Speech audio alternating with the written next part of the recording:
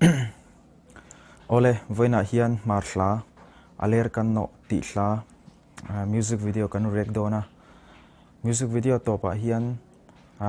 kangai dan karon soidona karon react dona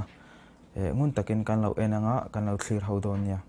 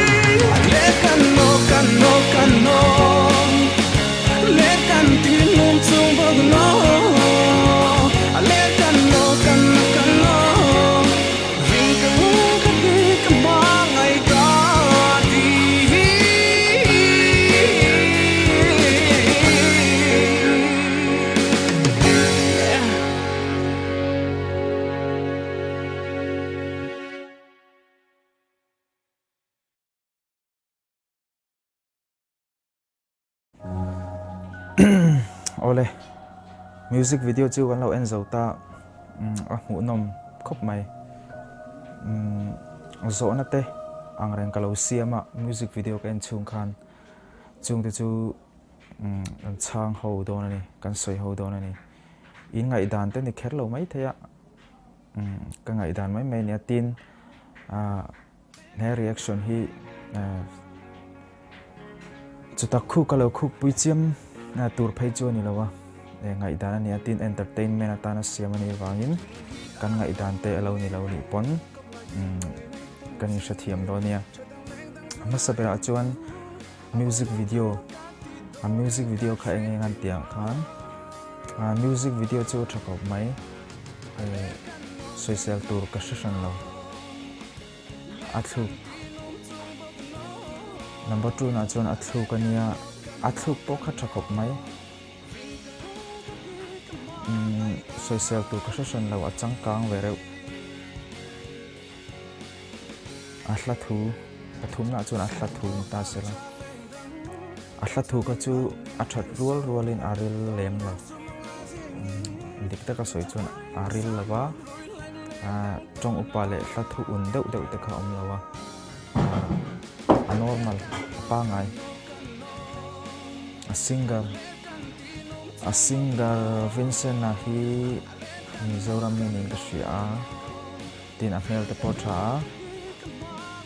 tunai thalai leirol mulate star chi du chi nin ka sia ngai dan ero chu ka shalawa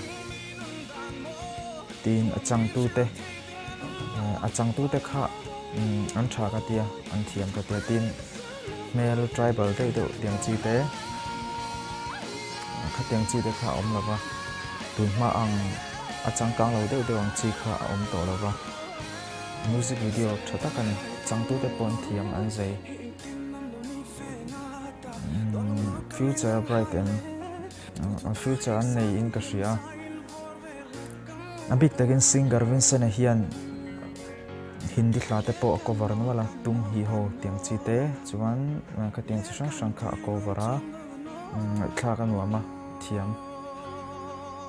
tizel se ka duatin hindi mai ba ka sapla Korean hla te po niang chu mizo hla te po nianga tin mizo mai ni lo mizo hna thlak i tiang hla te hi chi sang te hi cover emo ani lo pon sa sela a hlo tin pui ka rem chuan style le thil dang dai dewa khan pakhat chi soi ka duwa chu I love you ti blackboard a nanon tarlan anon show khania mathematical expression ania ka kha karo chin chia 128 square root of e 980 ania kha achung lama train achan ve anan rap khachi kha I love you ti kharon langa kha idea thatta ka ni tu tengen en ton phei chu ka shelawa amero chu music video le ahla thu ler lampang ang chi te khani boka classroom alo ni bok nen a fu vel vek ka ti khalai takha tin a conclusion anga chuan aler kan no miler kan ni lo kaler lo ati na nia ati chan de walang po aphu atun aphu achan ni alang chu ai tunlai bial nu bial pa te anga isong te kanan neya rin om via wa kanin shet pon kanin shet chung pon chik star te chalo deu te non chuaka kan lo star le rungut maya kan lo du le rungut mai zela kopui emo ngai zong nei reng chungin a chalo deu ang chi chik sang chi te kha chu kan lo star le ngal zel thina khatiang chi kha kan lo ni pon he thla phu tu chuan lera ka en ngai lo kaler lo mi ten lera min ngai ma se nature ai nge khovel kalphung pangai nia kaler ran lo ati ni dewin ka sia chuwang chuan ahla thu ni cha ka soi tong khan ahla thu wang zong chuan aril lem lo amai ro chu entertainment ang le khatianga ahlim om lama kan thlira kan ngai thlak chuan thatak nen ka sia tin khatiang zong khani mai sela khati zong kha kan comment thei chu ni mai sela i khatla aler kan no ti thla kha he video description hian a link no ka kada chu me in lo like sakanga in lo view sakanga in lo share sak thau don nia tin zo na thak nam sang te hey an music video kan tiang chi te hi arem chanda na zirin karon ria kanga karon comment zelang tin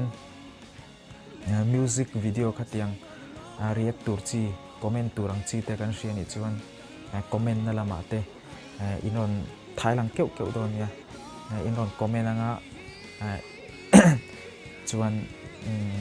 in du thu sam ani che lo mai thaya tin thalawin ti lai te thain ti lai te pokha comment na lama chuan inon ziak theyang tuna tan chuan bye bye ve kule